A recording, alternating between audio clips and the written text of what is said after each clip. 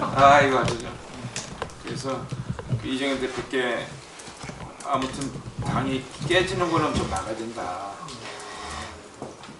국민들이 그 최순실 사태 때문에 그 대통령과 우리 새누리당에 대해서 많이 실망하고 그 분노를 하고 있지만,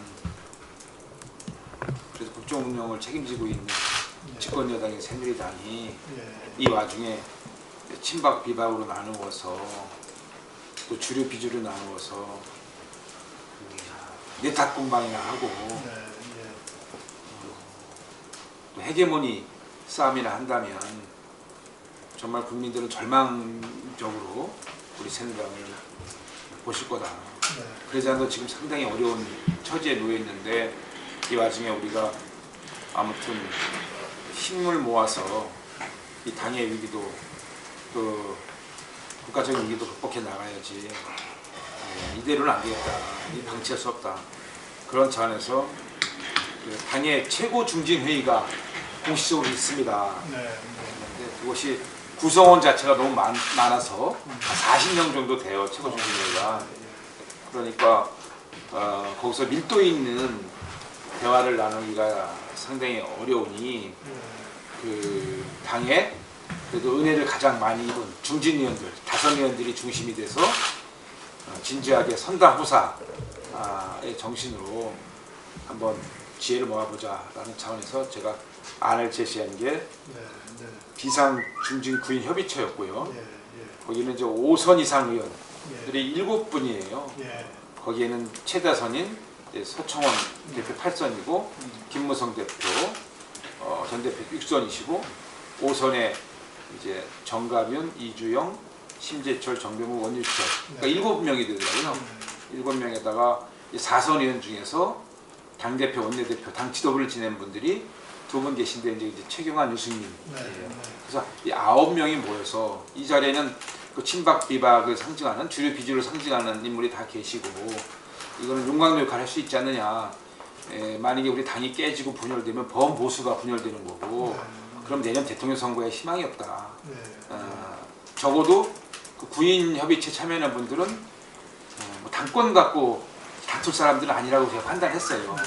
왜냐면 다 당대표, 원내대표를 지낸 분들이기 때문에 내년 대선에서 어떻게 정권을 재창출하고 또 우리 범보수가 분열되지 않고 새롭게 혁신하고 쇄신해가면서 통합을 만들어갈 수 있는 그걸 구성에 요인이 있는 분들이니까 하자라고 제안했죠.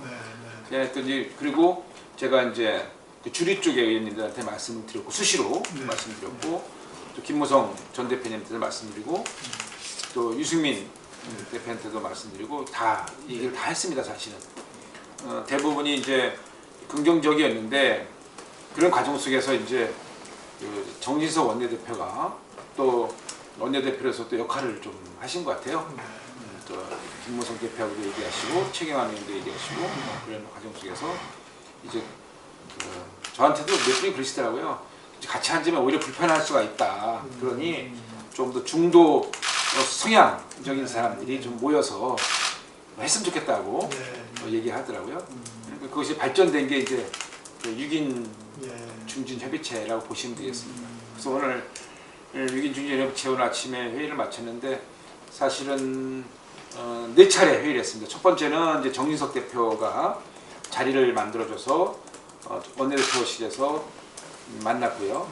그 다음에는 이제 우리끼리, 왜냐하면 6인 중진협의체가 당 지도부에게 권고하고 건의해야 되는 이런 입장이 있기 때문에 당대표나 원내대표 지도부가 포함되면 좀 논의하기가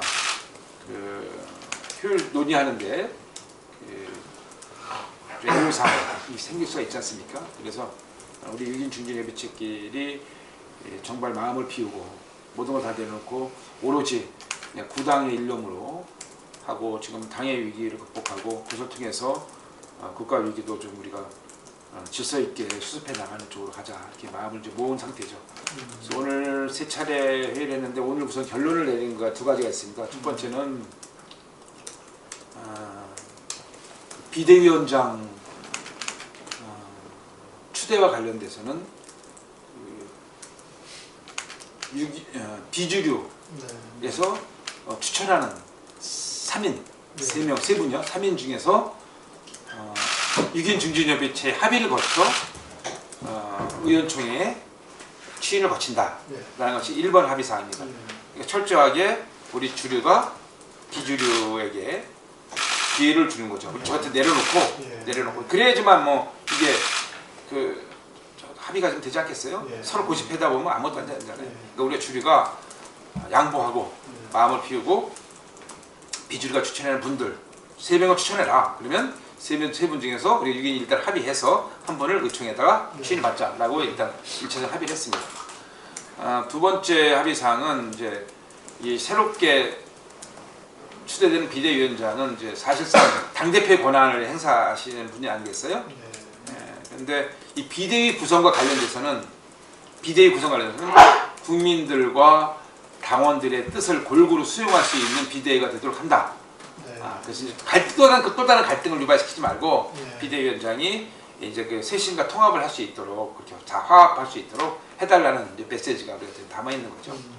그렇게 해서 두 가지 사항을 합의했고 그 세 분에 대한 논의는 30일 내일 모레 오후 4시에 모여서 다시 하기로 했습니다. 그날 아마 결론을 내지 않을까 싶습니다.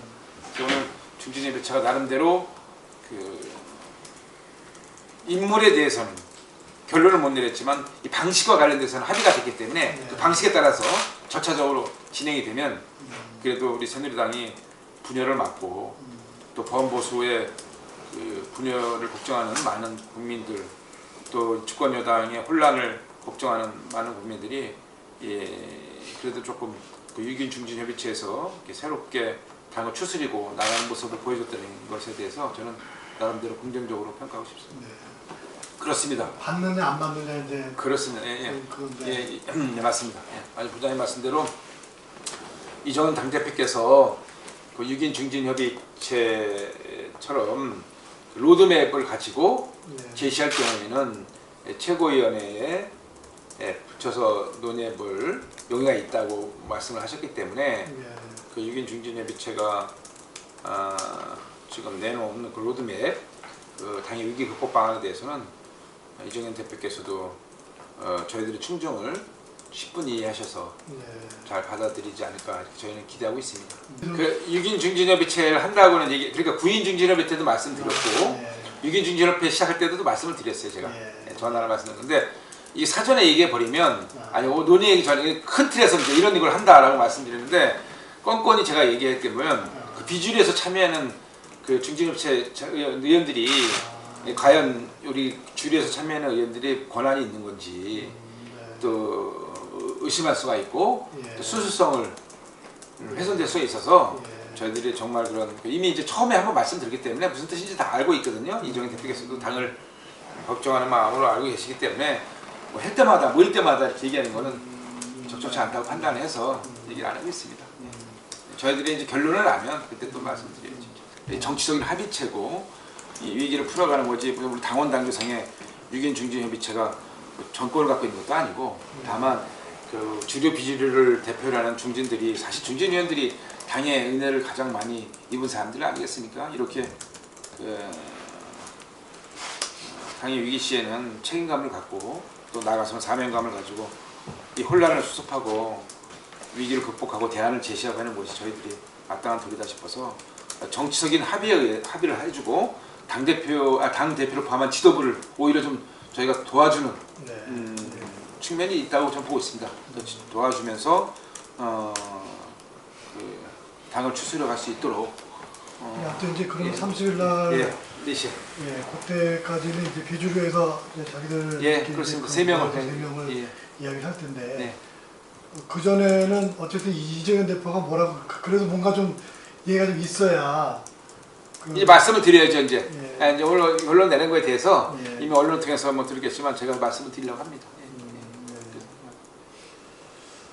잘 좀 됐으면 좋겠네요. 뭐 그동안 좀 논의됐던 분들 많이 계신데 그 동안에 우리가 그 6인 중진 모임에서 거론됐던 분들 보면 이제 정계에서는 김영남 김영호 의장, 또 조순영 전 의원, 또 손학규 대표까지 얘기 나왔고요. 그다음에 그 법조를 그러니까 전 총리, 전직 총리나 이런 데서 김항식 얘기 나오고, 또 종교계에서는 임명진 목사도 나오고. 들어서기 애매는 좋습니다. 당내에서는 이제 당내에서 하게 되면 또 다른 갈등이 이제 생길 수 있다. 비대위원장이 혁신과 통합을 해야 되는 되는데 당내에서 하게 되면 이게 또 다른 갈등이 증폭될 수 있어서 이번 비대위원장은 그 외부에서 모시는 게 좋겠다. 특히 국민들의 눈높이에 맞춰야 되기 때문에 국민적인 신망이 두텁고 또 당의 위기니까 정치나 정당의 생리를 조금 아시는 분이 좋지 않겠습니까? 그래서 정치적인 그 리더십과 경험이 있는 분 좋겠다는 의견도 있었고, 또 근데 그런 것이 이제 아무튼 논의가 있었는데 결국은 비주류 의원께 추천권을 줬으니까 그 이후에 얘기는 제가 언급하는 게 적절치 않고 그 전에 있었던 상황만 말씀드리는 겁니다. 그리고 탄핵 정국대로 가는 거고, 또 우리 저 비대위원장, 당의 비대위원장, 저 추대문제 비대위원장도 가는 거고, 그러니까 그거 이제 쭉 같이 가는 거죠. 진행, 병행인 거죠. 그러니까 당이 좀 깨지는 건 문제로 좀 막자. 지금 뭐 탈당 분당 뭐 이런 얘기까지 나오는데 좀 곤란한 거 아니냐. 탄핵 문제는 이제 의원이 개개인이 국회의원 개개인이 헌법기관으로서 그 양심에 따라서 투표할 거고요. 그는 그 투표할 거고, 그거는 헌법과 법률 절차에 따라서 가는 거고, 저희는 저희대로 저 당의 위기 극복 방안은 당의 위기 극복 방안대로 가야 되는데, 기본적으로 저는 이번에 어저께 모였던 전직 국회의장, 전직 총리 이제 원로 모임에서 나온 얘기들, 또 합의해서 발표하신 거를 매우 의미가 있는 말씀이다 보고 있어요. 지금 대통령 하야가 됐던 탄핵이 됐던 아주 헌정사의 부끄러운 얘기고, 우리 대통령과 사회당에서 굉장히 불명예스러운 일인데, 이런 국가적인 위기를 앞으로도 계속 우리가 또 안 온다는 보장이 없잖아요. 그렇기 때문에 국민들이 상대적으로 불안해하고 계시거든요. 특히 지금 시기가 국내적으로 매우 엄중한 시기지 않습니까? 북한 김정은 정권은 계속 핵실험과 미사일 발사를 통해서 안보 위기를 고조시키고 있고, 또 미국은 트럼프 후보가 당선되고 나서 한미 관계의 새로운 조율을 통해서 여러 가지 현안들을 풀어가야 되는데 걱정입니다. 지금 한미 지금 트럼프 당선인이 이제 트럼프 행정부의 우선순위에 있어서 우리 쪽에 요구했던 주한미군 주둔 비용 문제, 한미 FTA, 북핵 문제, 이런 여러 가지 문제와 관련돼서 우리 국가적인 문명을 좌우할 아주 중요한 현안들이거든요. 특히 북핵 문제는 우리 한반도의 암덩어리 아닙니까? 이 암덩어리를 우리가 해결하지 않고서는 남북 관계고 통일 대한민국도 여러 가지 장애가 요인이 있기 때문에 이런 북핵 문제 해결 방식과 관련돼서도 한미가 같이 풀어야 되는 아주 이런 중요한 현안인데, 안보 현안인데, 이것도 지금 제대로 손 놓고 있는 상황이지 않습니까? 탄핵과 관련돼서는 이미 우리가 주도권을 상실을 했죠, 현실적으로는요. 그러니까 야당에서 헌법과 법률에 따라서 탄핵을 발의하는 거야 뭐 어쩔 수 없는 거죠. 그야 그거 다 법에 보장되어 있는 정치적 행위이기 때문에, 다만 우리 새누리당 의원들은 개개인이 헌법기관으로서 양심에 따라 투표하면 되는 거고요. 그거는 이제 그걸 그대로 진행하는 거고, 그 위기 속에서 당이 쪼개지거나 분열돼서는 안 된다. 그건 보수를 지지하고 있는 범보수, 국가의 안정, 전국에 빨리 혼란을 수습하는 많은 국민들이 바라는 것은 우리 이제 우리 새누리당이 다시 잘 이렇게 이 위기를 혼란을 수습해서 해결을 바라기 때문에 저희들이 그 책임감 있게 좀 해 나가야 되지 않겠나 싶어요. 저는 애초에 대통령 하야는 반대했습니다. 처음부터 하야는 안 된다. 왜냐하면 그런 이제 대통령의 통치 위기가 대한민국 국가 위기로 이어지기 때문에 그 하야는 너무나 우리 국가적 입장에서는 너무나 불행한 일이기 때문에 그건 반대고, 어쩔 수 없이 탄핵을 간다면 그건 어차피 우리가 뭐 수행할 수밖에 없는 상황이잖아요.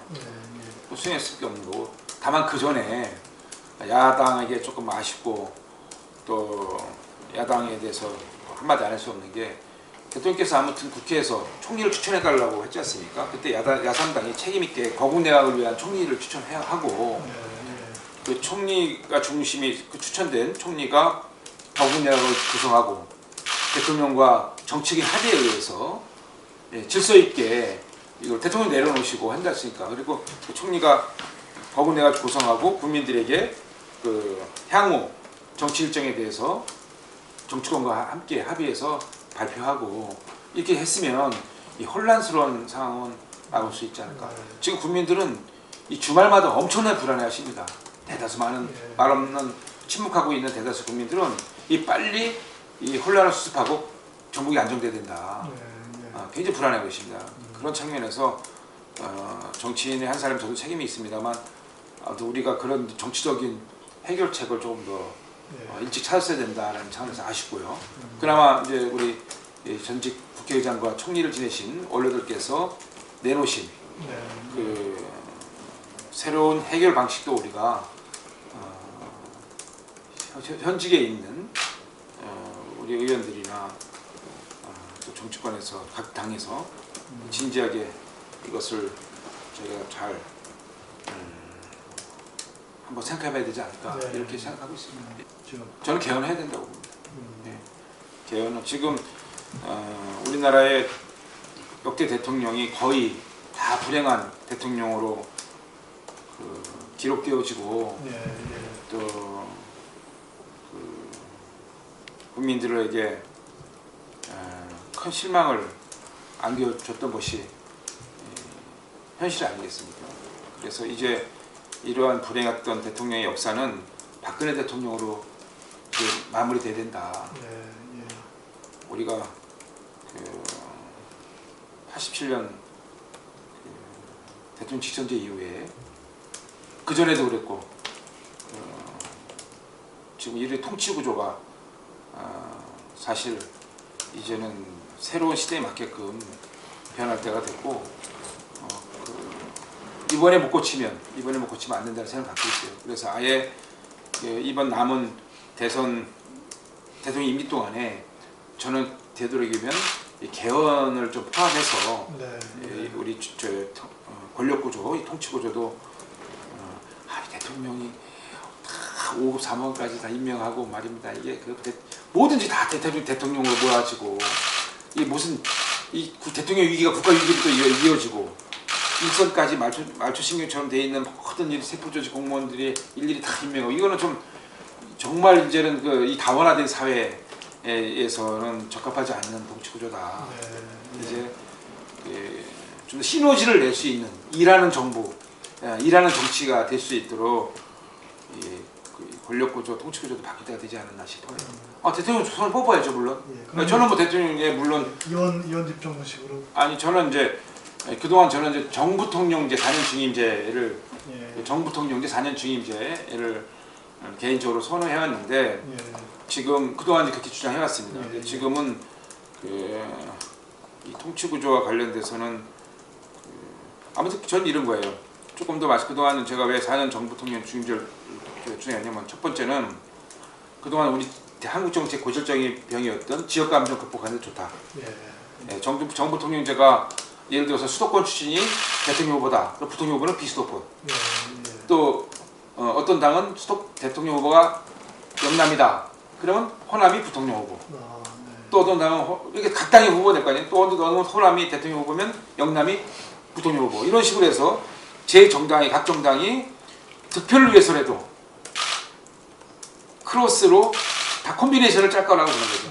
예를 들자면 우리 당에서도 원내대표 선출할 때 주류 비주류가 나눠서 했잖아요. 원내대표가 뭐 친박이면 정책의장은 비박 옛날에 이렇게 했던 게 정해졌으니까 다 그것이 이제 통합을 하는 과정소거든요. 정치라는 게 어차피 분열을 통합으로 만드는 과정이 있는 거니까 그런 차원에서 한국 정치의 고질병이었던 지역 감정을 극복하는 수단으로 또 반드시 그렇게 되지 않으면 국가의 생산성이 떨어지니까 얼마나 비효율적이에요. 뭐 지역 감정에 사로잡혀갖고 한 발짝도 못 나갔던 것이 삼김 정치의 상징이었잖아요. 그런 삼김 정치가 이제는 다 일을 할 수가 없어요. 해마다 선거가 있어요. 대통령 임기 5년이죠. 국회의원 임기 4년이죠. 지방선거 2년에 한 번씩 해죠. 지금 총선과 지방선거가 2년에 한 번씩 치러져 있어요. 그 다음에 대통령 임기는 5년이에요. 대통령 임기가 안 맞아요. 사이클이 안 맞는 겁니다. 그것도 중간중간에 재보궐선거가 있어요. 그러니까 어느 정당이든 정책에 대해 일관성이 없어요. 다 파퓰리즘에 빠져서 현실적으로 정책에 대해서 힘있게 밀고 갈 수 있는 게 없어요. 다 표를 의식할 수밖에 없기 때문에. 제가 정책의장도 하고 원내대표 해봤지만 개혁이 사실은 굉장히 어렵습니다. 개혁계 대상자가 되어 있는 그분들의 표를 의식한다면 할 수가 없어요. 근데 선거가 너무 잦으니까 이게 안 맞는 거예요. 지방선거 치르고 2년 뒤에 총선 치르고 중간중간 대통령 선거 치러야죠. 또 보궐선거 재보궐 1년에 2번씩 치러야 돼요. 이게 도대체 선거하는 나라예요. 선거하는 나라. 일하는 나라 대한민국이야. 선거하는 대한민국이에요. 그러니까 이게 정말로 국가 효율성을 제고시키는 데는 국가 경쟁력을 제고시키는 데는 문제가 있죠. 그래서 저는 클릭을 아예 맞추자. 그러니까 총선과 지방선거, 대통령 선거를 동시에 4년 사이클을 맞추자는 거죠. 그러니까 대통령 선거와 총선을 같이 맞춰주고 4년으로 맞춰주고 정부 통령, 그 다음에 2년에 한 번씩 중간평가식으로 지방선거를 넣으면 됩니다. 2년에 한 번씩 이렇게 돌아가면서 중간평가도 하고 또 선거의 안정성도 기회고 또 잦은 선거로 인한 국력 낭비 요인도 막고 정책의 일관성도 유지하고 그런 차원에서 저는 지금은 어떻게 생각하세요? 조금 바뀌셨나요? 지금도 그 생각 기본적인 생각 변한 거 없어요. 다만 기본 생각 바뀐 게 없고 4년 정부 통령제에서 추가로 이제 그거를 지금 헌법에 보장된 총리 권한을 어떻게 할 것인가 그거는 조금 고민스러운 대목인데 그건 기본적인 거는 저는 지금 생각 바뀐 게 없어요 사실은. 다만 총리가 명실상부한 총리가 될 건지 그냥 지금처럼 대독 총리, 의전 총리가 될 것인지 뭐 이런 거에 대해서는 고민 좀 하고 있습니다. 그래서 빨리 여야 정치권이 일대 대타협을 해야 됩니다. 정치적 대타협. 그러니까 지금 단순히 이번 대선에 특정 정당의 유불리를 넘어서 정말 대한민국이 새롭게 갈 수 있는 어떻게 보면 국가적인 측면에서 볼 때는 위기이자 기회가 될 수 있는 거잖아요. 이미 다 공감되는 형성하고 있어요. 현행 대통령제 문제점 또 이런 그 현재 정치 문화 정치 풍토는 좀 이제는 확 바뀌어야 된다는 그 인식들을 하고 있기 때문에 대통령에 대한 책임을 묻는 것 별도로 해서 대한민국이 앞으로 어떻게 새롭게 출발해야 되느냐 출발선상에서 같이 우리가 준지를 모아서 할 필요성이 있다. 그것이 이제 하나의 그 지표가 될 수 있고 나침판이 될 수 있는 게 아까 말씀드린 그 국가 원로를 할 수 있는 전직 국회의장 총리들의 말씀도 다 귀담아 듣고 또 우리도 그런 논의를 해왔고요 사실은 그동안. 그래서 이번 기회에 지금 개헌을 하면은 나한테 내가 대통령이 되는데 불리하다. 또 우리 당이 정권을 뺏길 수도 있다 이런 것보다도 누가 되던 간에 앞으로 정말 이런 구조 갖고는 안 되잖아요. 이런 대한민국 갖고는 안 되니까 새롭게 통치 구조도 만들고 국가 경쟁력을 제고할 수 있는 쪽으로 우리가 좀 정치권이 일대 대타협을 해야 된다. 기본적으로 새로운 리더십이 만들어져야 됩니다. 그러니까 우리가 모쏠 새로운 그 비대위원장을 중심으로 해서 당의 그 혁신 또 변화를 만들어내는 동력을 만들어야 되고요. 그분을 통해서 구성되는 비대위가 이제 앞으로 있을 새누리당 전당대회를 통해서 자연스럽게 새로운 리더십이 형성될 겁니다. 그러니까 주류나 비주류나 저쪽 주류가 잡으면 비주류가 불이익받을 것이다. 또 비주류가 잡으면 주류가 분리받을 것이다. 그걸 계산할 때가 아닙니다. 지금은 솔직히 다 공멸이 있는 겁니다. 제가 볼 때. 그렇기 때문에 다 그냥 내려놓고 새로운 리더십이라는 것은 그 민심과 당심이 다 결합돼서 되게 돼 있어요. 솔직히 전당대통령에서 선출되는 새로운 당대표나 대선 후보도 다 여론조사 플러스 대의원 투표 아닙니까? 그게 다 민심과 당심이 다 모아져서 되거든요. 그러니까 그렇게 형성되는 새로운 리더십을 먼저 갖춰야 된다. 그러니까 그 정당성과 도덕성이 이제 확보가 되고 그 새로운 리더십에 의해서 지금 놓여 있는 대한민국의 여러 가지 안보 위기, 경제 위기, 또 통치 위기 이런 걸 다 극복할 수 있는 그런 이제 구체적인 이제 플랜에 들어가야 되죠. 그래서 저는 무엇보다도 시급한 것이 정당성과 도덕성이 확립된 대보수 범보수 연합, 범보수가 새로운 리더십을 만드는 과정 속에서 적극 참여해서 결정된 중심이 결정된 지도 체제, 새누리당의 지도 체제가 지도부가 그걸 이제 새롭게 대한민국을 열어가야 된다 이렇게 보고 있는 거죠. 그러니까 제일 급선무는 그런 과정을 거쳐서 이제 가야 된다고 보고 있습니다. 지금은 개파 의미가 없어요. 이미 박근혜 대통령 이후에는 이 친박 비박이라는 것도 사실 지금 사실 많이 이제 의미가 없어져 가고 있고, 뭐 저는 사실 예전부터 이 친박 비박 없애자고 이제 주장을 했지만 그게 현실적으로 어려웠고, 이제 친박 비박 없고 우리가 친서민, 친민생으로 가야 된다. 친민으로 가야 된다. 우리는 친박 비박이 아닌 친민으로 가야 된다. 친민생으로 가고 친서민으로 가야지만 새누리당이 길이 열린다고 했는데, 뭐 원내대표 했던 저 입장에서는 뭐 아무리 그렇게 해봤자 뭐 이제 그거는 제가 주류였기 때문에 부정할 수 없는 사실이고, 그럼 뭐 부정할 이유도 없고, 근데 아무튼 우리 당이 지향해야 될 점은 친민으로 가야 된다. 친국민, 친민생으로 가야 된다라고 했던 거죠. 그 개파라는 것은 이제 앞으로 자연스럽게 소멸될 거고요. 이제 박근혜 정부 임기 종료와 함께 자연스럽게 소멸될 거고, 이제 아까 말씀드린 대로 새로운 리더십이 또 만들어져서 그것이 구심체가 돼서 당의 이제 변화 계획을 이끌어내고, 지금 뭐 이 국면에서 저희들이 국민들에게 사죄하고 반성을 해야 될 시점입니다. 지금 내년 대선에 대해서 얘기하는 게 뭐 적절하진 않다고 보고 있고요. 다만 그래도 정당이라는 것이 정권을 잡아서 또 국민들과 함께 또 새로운 비전을 만들어 가야 되기 때문에, 그런 측면에서 보면 우리 새누리당이 지금 굉장히 어려운 것은 틀림없지만, 이 국면이 지나가면, 단핵 국면이 지나가면 아까 말씀 드렸습니다만 새누리당이 자연스럽게 새로운 그 리더십이 만들어질 거고, 거기는 또 치열한 경쟁 속에서, 대선 경선 과정 속에서 그 비전과 또 여러 가지 정책을 통해서 뭐 경쟁을 하는 과정 속에서 국민들의 관심도 또 다시 불러일으킬 수도 있고, 비단 절망적으로만 볼 것이 아니다라고 보고 있고, 잠재적으로 저희들이 이제 본격적으로 내년 대선 경선 레이스가 시작되면 또 새로운 에너지가 틀림없이 만들어질 거다, 저는 이렇게 보고 있습니다. 그렇게 할 수 있도록 저도 더 노력할 생각이고, 다만 지금 그 얘기를 자꾸 하는 게 지금 상황에 맞지 않고 조심스러워서 지금 뭐 야당을 탓할 입장은 못합니다만, 저 국정 운영에 있어서, 특히 의회에 있어서 상당히 책임 있는 분들 아닙니까?